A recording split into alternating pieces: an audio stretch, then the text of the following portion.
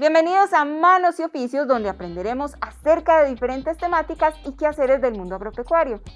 Hoy hablaremos acerca de las plantas medicinales, propiedades, cómo cultivarlas y cuidarlas.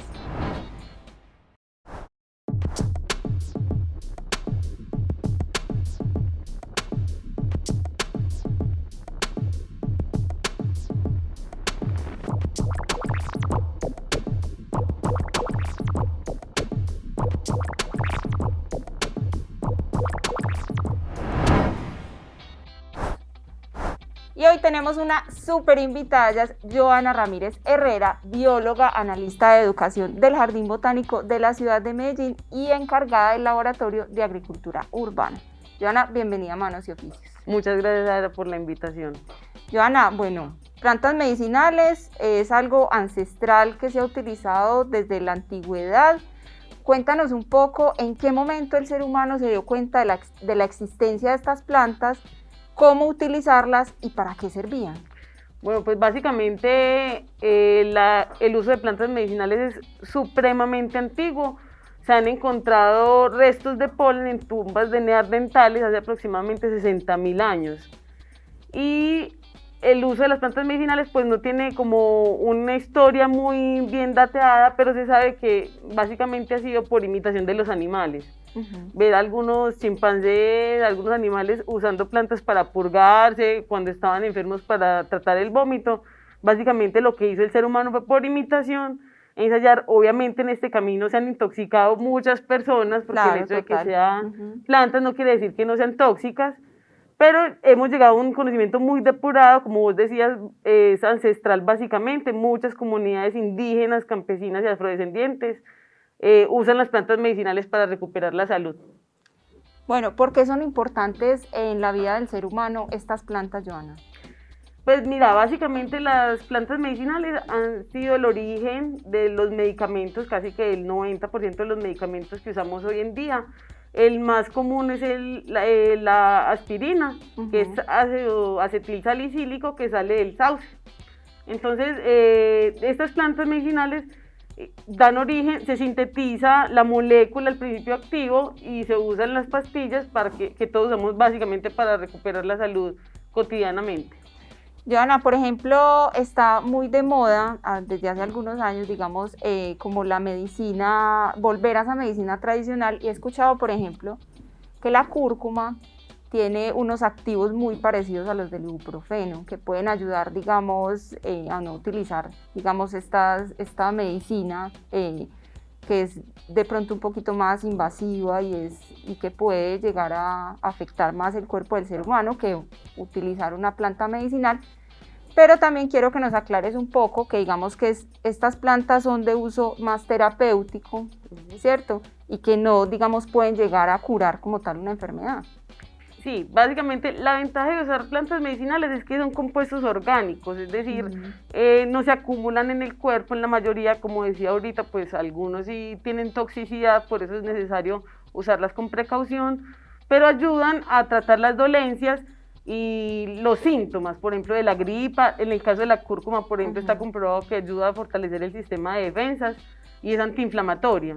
Entonces, ahorita recientemente pues hay como mayor resistencia a los medicamentos de síntesis y las personas estamos volviendo a usar las plantas, que además es un conocimiento que se está perdiendo. Muchas personas ya que conocían cómo cultivarlas, cómo cuidarlas, ya no están con nosotros, y como no hablamos con ellos, todo ese conocimiento se está perdiendo. Exacto, tocaste una parte súper importante que es eso, ¿cierto? Como la parte de los abuelos, porque uno siempre llega a la casa de la abuela, me está doliendo el estómago, te va a hacer una infusión de pronto alivio, por ejemplo, ¿cierto? Y todo eso se ha venido perdiendo, pero hablemos entonces de los jardines botánicos, que así fue como el ser humano comenzó entonces a tener, digamos, esos pequeños huertos medicinales. Exacto, los jardines botánicos nacen más o menos en dos épocas. Los chinos, que siempre llegan primero a todo, en el siglo IX empezaron las colecciones de plantas medicinales y luego se fueron transformando en lo que es un jardín botánico. Igual en Europa, a finales de la Edad Media, a principios del Renacimiento, las colecciones de plantas medicinales fueron como el escenario para dar clases de medicina y para abastecer las boticas. Básicamente entonces El jardín botánico nace con los huertos medicinales, los jardines botánicos, y se dedican al estudio, a la conservación y a la investigación sobre las plantas. O sea que son súper importantes estos jardines botánicos que tenemos en cada una de las ciudades. Es muy rico ir, aprender, conocer y tener nuestro propio huerto medicinal en casa. Hoy vamos a aprender acerca de eso, Joana. Entonces yo quiero que les contemos a los televidentes cuáles son las herramientas y las plantas que trajimos hoy para enseñarles toda esta parte de los huertos. Bueno, pues básicamente cuando queremos tener un huerto medicinal, aparte de las ganas y de conocer un poco de plantas, no es necesario saber todos los usos. A medida que uno las va sembrando, las va cuidando, se va familiarizando con ellas. ¿Qué necesitamos? Este es un super aliado, una super aliada, que son las tijeras podadoras. Cualquier persona que se dedique a la jardinería debe tener una de estas porque garantiza que al aprovechar las plantas, al podarlas, vamos a hacer cortes más limpios y no las vamos a dañar. También necesitamos pues una pala de jardinería, muy útil para remover la tierra cuando vamos a abonar, igual que el rastrillo. Este sí que es bueno para abonar. Normalmente vemos a los papás, a las mamás o a las abuelas con un cuchillo haciéndole huequito a las materas. Este es mucho más fácil de manejar y hace menos daño que el cuchillo. Perfecto, listo. Tenemos entonces también la canasta. Tenemos un recipiente que no tiene que ser esta canasta, no tiene que ser la matera de barro. Es muy común, uno va al campo y la gente siembra en la olla vieja, incluso en la vacinilla. Son muy recursivos. Entonces, inclusive he visto yo que, por ejemplo, los zapatos de plástico, ¿cierto? Los adecúan y ahí también siembran plantas. Sí, básicamente pues como el límite es la imaginación. Entonces tenemos un recipiente, una tela que hace las veces como de filtro para evitar que la tierra se juague, necesitamos abono y necesitamos un drenaje, que en este caso es la cascarilla de arroz. Nos encanta usar este material porque es muy liviano y ayuda a que la tierra no se compacte. Y de plantas tenemos albahaca. Albahaca. Tenemos esta albahaca, ahorita pues vamos a hablar más de ella, es súper fácil de tener en las casas. Tenemos por acá menta. Hay más de 20 variedades de menta, esta es solo una, que es rastrera, hay otras que son arbustivas. Tenemos el famoso, yo creo que todos los hortelanos mínimo tenemos un orégano, este es orégano costeño, que es el más conocido, y tenemos toronjil.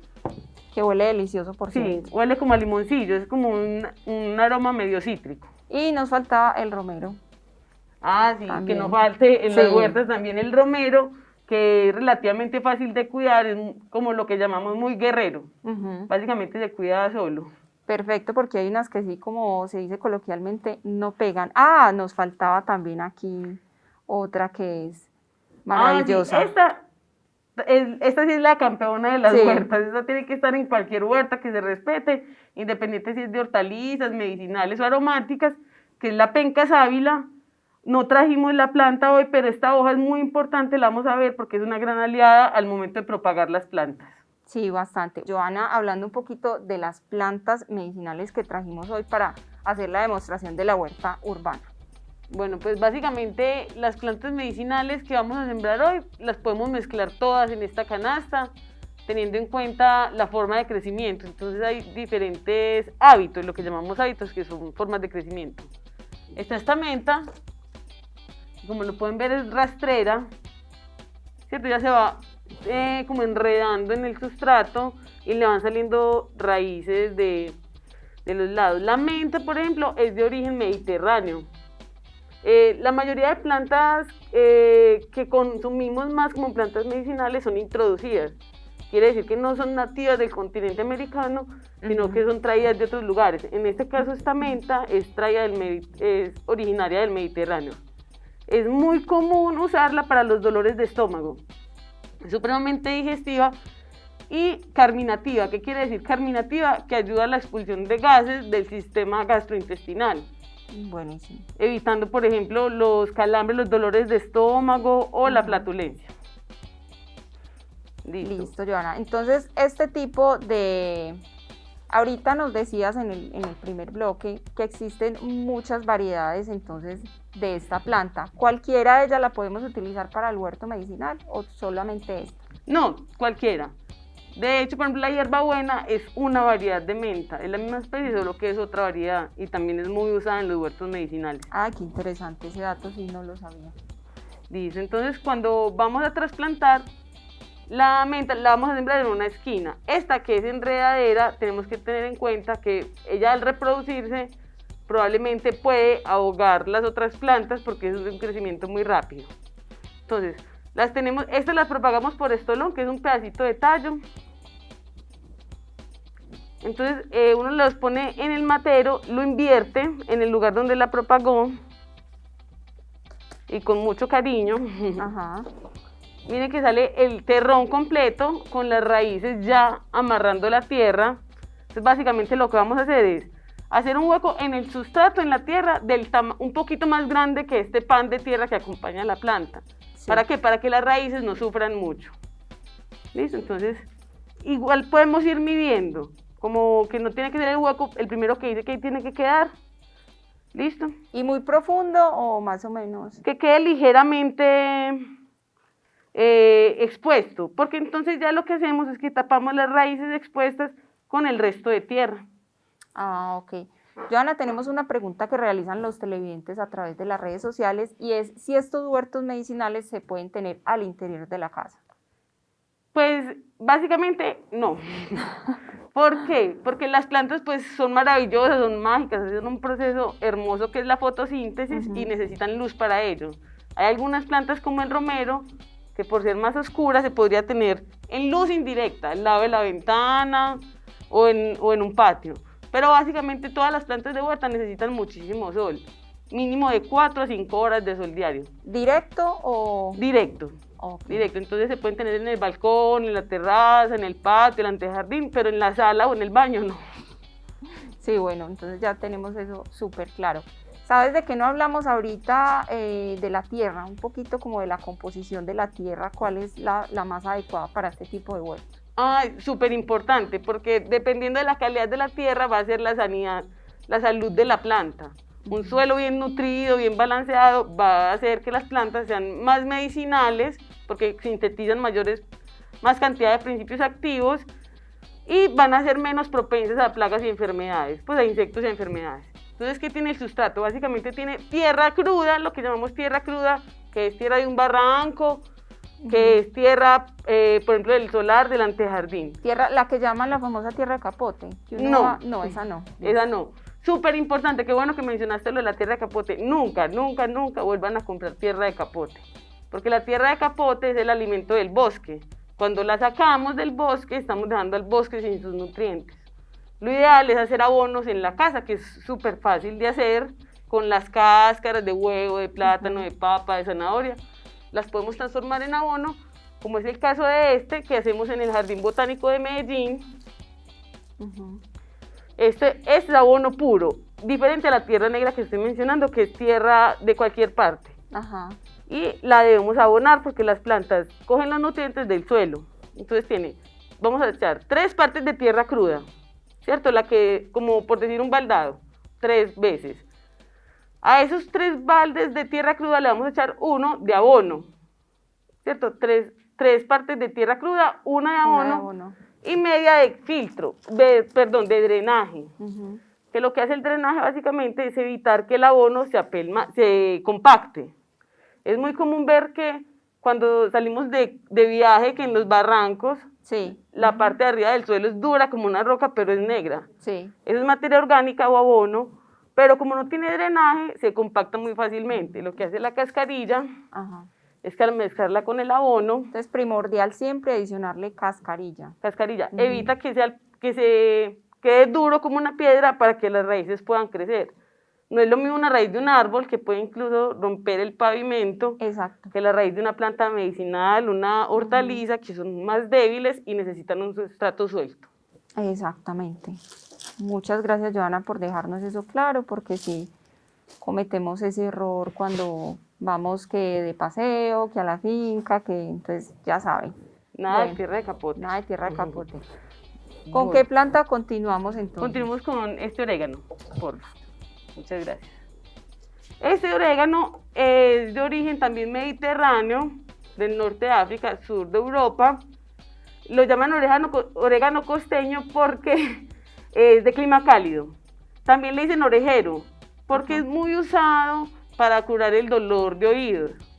Vea qué interesante. Lo que se hace es que se coge una hojita, se soasa o se calienta un poquito en la parrilla, se deja enfriar y se exprimen en el oído adolorido 2 o 3 gotas del juguito que suelta. Y eso es súper efectivo, es bendito. A mí ya me pasó una vez en Chocó y eso me ayudó a quitar esa otitis que tenía. Sí, porque ya hablando de otitis ya son palabras mayores. Sí, eso se vuelve agudo. Y como uno retiene agua en el oído, eso se va descomponiendo y eso es lo que genera ese dolor tan profundo. Y una otitis es terrible, horrible. Eso le acaba el paseo a cualquiera. Sí, entonces hacemos lo mismo, lo soltamos un poquito de la matera. Este orégano es lo que llaman las señoras muy vagamundo.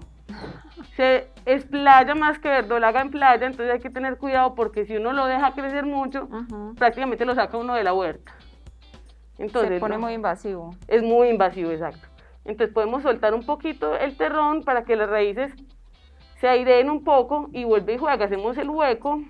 ¿Y esa misma tierra puede incorporarse ahí en la que ya tenemos? La tierra puede quedar aquí en la canasta o en el recipiente donde la vayan a sembrar.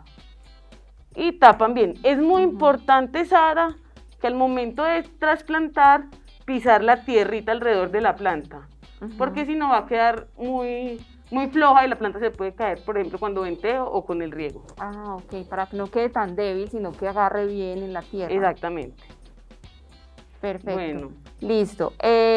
Joana, ¿sabes qué? Se nos había olvidado también presentar una super planta que a mí personalmente me encanta, que tenemos acá atrás, y es que Joana la presente. ¿Qué planta es esa? Es el jengibre familiar. Hablamos de la cúrcuma, que es como prima hermana, y no hablamos del jengibre. El jengibre es una planta de origen asiático, del sureste de Asia. Es muy común en la cocina thai utilizarla por el sabor picoso, ¿cierto? Es muy utilizado para tratar dolencias causadas por frío, como la gripa. Es expectorante, ayuda a subir el sistema de defensas, pues a fortalecer el sistema de defensas, y en general sirve para tratar todas las enfermedades pulmonares. Incluso también hay otro uso que es para subir la presión. Personas que sufren de presión baja pueden tomar con precaución bebidas de jengibre, y las personas que sufren de presión alta o madres lactantes o gestantes no las deben tomar. Súper importante tener eso en cuenta. Yo creo que es una de las plantas más utilizadas ahora en pandemia, para lo que decías, porque hubo un tiempo en el que estuvo súper escaso el jengibre. Sí, el jengibre es súper fácil de tener en la casa, en un lugar que le dé buen sol. Incluso se puede sembrar el que compramos del mercado. Es un rizoma, es decir, un tallo modificado que crece como una raíz. Entonces, básicamente, toca como ir tanteando a ver dónde está el rizoma.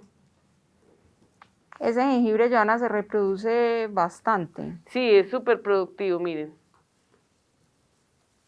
Por aquí tenemos uno. ¿Y cómo sé yo cuándo lo puedo cosechar? Ya está listo. Eso es como, se usa en el campo, no sé si has visto cómo tantean las gallinas, que es para ver si ya tienen huevo. Uno va simplemente con el dedo midiendo, lo introduce en la tierra y mira dónde se encuentran los rizomas y lo extrae. Y ya él se va regando por el sustrato y puedes volver a utilizar, porque se utilizan muy pocas cantidades. Realmente el jengibre, como es tan poderoso, uno no se puede exceder porque se le sube la presión, lo que hablábamos ahora. Uno lo puede cortar el pedacito y sembrar el resto de nuevo. Sí, es verdad. Uno por lo general, pues cuando va a hacer algo que tenga jengibre es muy poquitico, porque aparte es picantico, entonces, y por la parte de la salud que tú dices también. Exacto. Listo, ya hicimos entonces la cosecha. ¿Con qué planta qué otra vamos a sembrar, Joana? Bueno, algo que nos pasa mucho en la casa es que se nos secan las plantas y no sabemos cómo volver a obtenerlas. Una forma muy importante es a través de la propagación por esqueje. ¿Qué es un esqueje? Es un pedacito de tallo. Normalmente las plantas se propagan por la flor, el fruto y la semilla, ¿cierto? Cuando ocurre la polinización. En este caso lo vamos a hacer de una parte que no es la flor, que es el tallo. Entonces, en el caso del romero, escogemos ramas gruesas, que sean un poquito leñosas, ¿cierto? Más o menos de 15 a 10 de 10 a 15 centímetros cortamos en bisel, es decir, en diagonal. Siempre corta en diagonal. Sí, siempre se corta en diagonal. Y le vamos a cortar las hojas. ¿Por qué? Porque como él todavía no tiene raíces, se va a deshidratar, no tiene por dónde absorber agua. Y las hojas son, por ahí transpira. No sé si has visto el rocío de la mañana, que en la mañana amanece todo mojado. Y es porque las hojas cuando respiran también, igual que nosotros, pierden humedad. ¿Listo? Entonces le vamos a dejar. Él va a empezar a reproducir raíces por lo que llamamos los nudos, que son los puntos de donde salen nuevas ramas. Las plantas tienen un poder, pues tienen muchos, pero uno de ellos es que pueden desarrollar raíces de cualquier parte de donde estén saliendo hojas también. Las plantas con flor, las angiospermas. Entonces, esta penca sábila que mencionaba ahorita que era una aliada en la huerta, nos la trajimos para sembrarla, porque ya se siembra el hijito, que es como una penca chiquita, sino que la trajimos para reproducir el romero. Entonces, lo que tiene la penca sábila es que tiene unas hormonas que ayudan al desarrollo de raíces. O sea, me sirve en cualquier siembra que yo vaya a hacer por esqueje, me sirve este procedimiento con la penca. Exactamente, untarla de penca. Y la parte que siento de penca, ojalá 2 o 3 nudos, aquí hay 1, 2 y 3, se entierran en diagonal. ¿Listo? ¿Por qué en diagonal? Para evitar, para que haya como mayor área de contacto con la tierra y se puedan desarrollar más fácil las raíces. ¿Listo? Y la enterramos y ya básicamente ahí queda sembrado el romero, incluso le podemos cortar más hojas. Dejarle menos hojas para que tenga menos superficie para deshidratarse. El romero, por ejemplo, es una planta que es muy usada en la cocina, es de origen mediterráneo y ahora se está explorando mucho, pues es algo que los campesinos conocen hace mucho tiempo y es que fortalece el sistema nervioso, especialmente como el cerebro. Tomado en bebidas aromáticas ayuda a prevenir enfermedades neurodegenerativas. Y también uno de los usos es para el cabello. Es muy común que las abuelas en el campo tenían esas cabelleras abundantes porque se peinaban con agüita de romero. Inclusive ya uno ve mucho, digamos, como ingrediente en el shampoo, el romero. El romero, exacto. Lo único es que oscurece el cabello, entonces para cabellos más bien oscuros. Bueno, hablemos un poquito de los cuidados de esta huerta medicinal, Joana. Bueno, pues básicamente con las huertas medicinales hay que tener tres cuidados, igual pues como que con las huertas en general. El primero es que reciba el sol, por lo que hablamos ahorita, es el motor de la fotosíntesis. Sol directo. Directo. El segundo es el riego, el agua. Las plantas necesitan agua para poder nutrirse. Yo puedo tener un suelo muy nutrido, pero las plantas no tienen dientes en las raíces, ellas absorben una sopa de nutrientes, entonces necesitamos que el agua, el suelo esté húmedo para que puedan tomar los nutrientes. Y el tercero es el abono, abonar mínimo cada mes. Lo ideal con el abono es hacerlo en la casa, en los hogares. Hay muchas técnicas que podemos implementar en nuestros hogares para transformar las cáscaras que producimos en la cocinada, transformarlas en abono para las plantas. Inclusive, Joana, nosotros tenemos un programa también de manos y oficios súper chévere donde enseñamos a la gente a hacer compostaje para que vayan a YouTube y lo busquen. Ay, qué bien, súper importante que todos asumamos como esta responsabilidad de procesar los orgánicos, porque cuando van al relleno sanitario contaminan muchísimo. Sí, es verdad. Bueno, de pronto nos puedes enseñar un poquito rápidamente cómo es la forma correcta de abonar estas plantas. Listo, ahorita mencionábamos que un gran aliado son los rastrillos de jardinería. Entonces básicamente lo que hacemos es, lo enterramos con cuidado, lo movemos en círculos y en esos huequitos que quedan le echamos un poquito de abono. En realidad no tiene que ser mucho, si abonamos cada mes con un puñado por planta es suficiente. Y movemos ligeramente para la tierra con los dedos para que se incorpore ese abono. Básicamente hacemos eso alrededor de la planta. Con los abonos orgánicos está la ventaja, a diferencia de los abonos de síntesis, y es que ellos no queman las plantas, entonces no hay problema de que ¡ay, que se me fueron 2 puñados! No hay problema. Me fue la mano con el abono, tranquilo, que eso antes le ayuda más a la planta. Sí, y son de lenta liberación, entonces ellos van soltando los nutrientes de a poco y por eso es que no queman las plantas. Joana, tenemos una pregunta que realizan los televidentes a través de Instagram y es ¿por qué se seca tanto la albahaca? Entonces, aprovechando aquí que tenemos la albahaca, Sí, ya cuéntanos. que hablamos de ella. Exactamente. Bueno, la albahaca es de origen árabe. Albahaca, de hecho, muchas de las palabras que empiezan con al son árabes. Es muy usada para los problemas digestivos, lo podemos sembrar en la casa y ocurre mucho, a mí me preguntan mucho también en los talleres del jardín botánico, ¿por qué se seca? Resulta que son plantas anuales, que no es que duren un año, sino que tienen un solo ciclo, ciclo reproductivo. Producen flor, semilla y se secan. Entonces una forma de evitar que la albahaca se reseque, se muera y se seque y se muera, es cortándole la flor. Cuando ella le sale una espiga en las puntas de las ramas, no se deja desarrollar la flor, sino que se corta para engañarla y que no invierta toda su energía en producir flores y frutos, sino que la invierta, en producir más ramas. Perfecto, súper interesante ese dato, porque la flor es como moradita, ¿cierto? Hay unas que son moradas y otras que son blancas. Depende de la variedad de albahaca. Joana, lastimosamente se nos acabó el tiempo, pero muchas gracias por todo lo que nos enseñaste acerca de las plantas medicinales. Creo que fue un pequeño abrebocas para que todos nos animemos a tener nuestro propio huerto medicinal en casa y así aprovechar todos los beneficios que tienen estas plantas para ofrecernos. Muchas gracias, Sara, por la invitación y a los televidentes pues que se animen a tener su huerta medicinal y si quieren ampliar sus conocimientos pueden participar en la oferta educativa del Jardín Botánico y visitarnos en el Laboratorio de Agricultura Urbana. Claro que sí. Recuerden que este programa se repite los miércoles, los viernes y los sábados en los horarios que aparecen en pantalla. Además, nos pueden escribir al correo manosyOficios@gmail.com para que nos sugieran temas o si quieren participar del programa. Además, pueden seguirnos en las redes sociales, Instagram y Facebook y suscribirse al canal de YouTube para que estén pendientes de todo nuestro contenido porque TV Agro los acerca al campo. Nos vemos en un próximo programa. Hasta pronto.